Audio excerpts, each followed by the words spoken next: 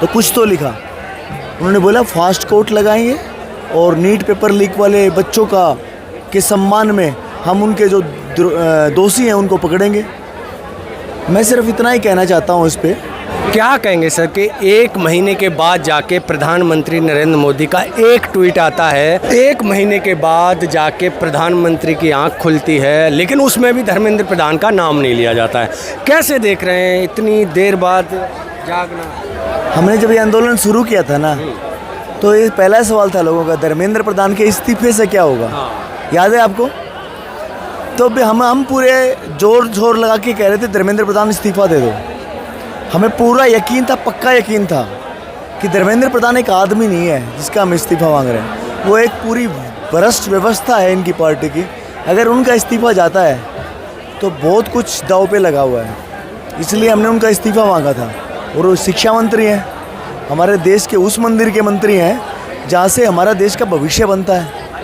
अब जब हमारे शिक्षालय के मंत्री ऐसे काम करेंगे और उनका इस्तीफा मांगेंगे तो जलन तो जायज़ है। लेकिन आज जब उनका ट्वीट आया मोदी जी का, एक तो मन खुश हो गया कि शायद कहीं तो कुछ लिखा, क्योंकि संसद में वो है नहीं, बात उनसे हो नहीं सकती।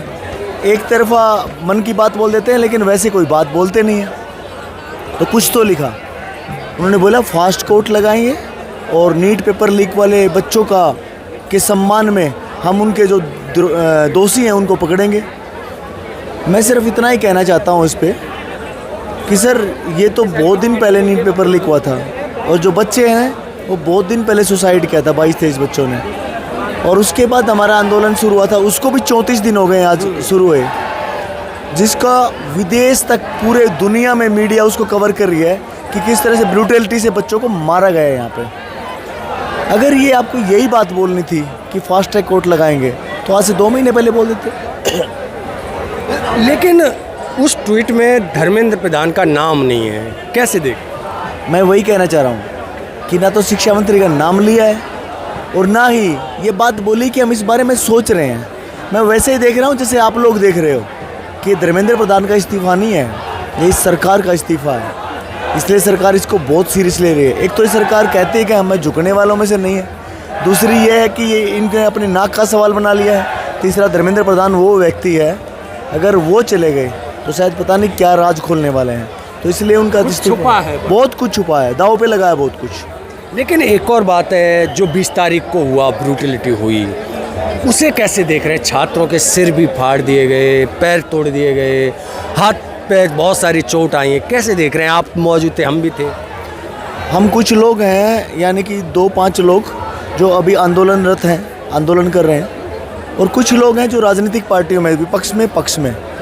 उसके अलावा जो नॉर्मल ज़िंदगी जीने वाला एक सामान्य नागरिक है, वो क्या देख रहे हैं मैं वो बताना चाहता हूँ आपको। हमने जो देखा, हो सकता है हम ये कहें कि बहुत ब्रूटल था, वो ये कहें कि नहीं कुछ नहीं वैसे कार्रवाई थी।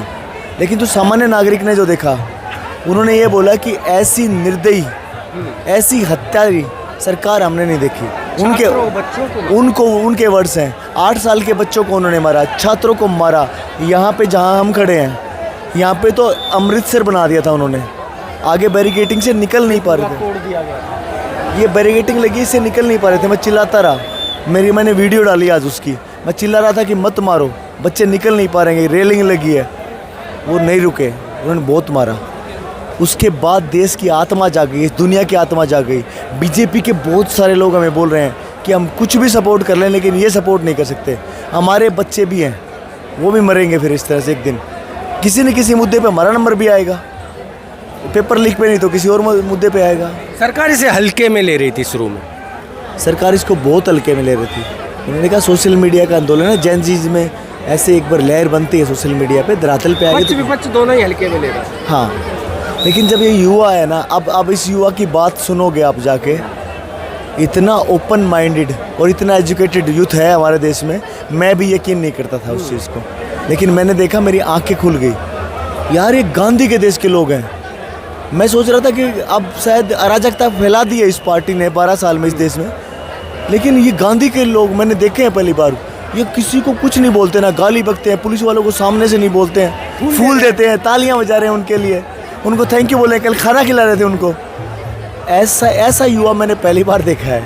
लेकिन सर इतना सब कुछ हुआ, लेकिन आज भी मांग आपकी वही है कि बदली है?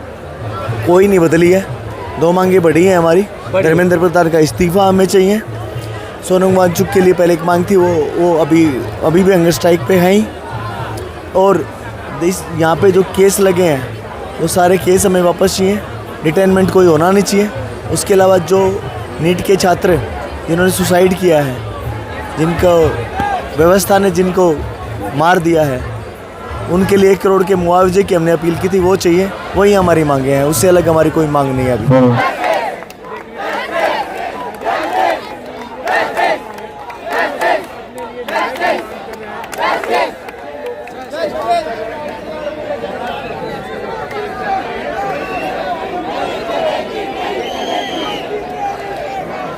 नहीं चलेगी, नहीं चलेगी, नहीं चलेगी, नहीं चलेगी।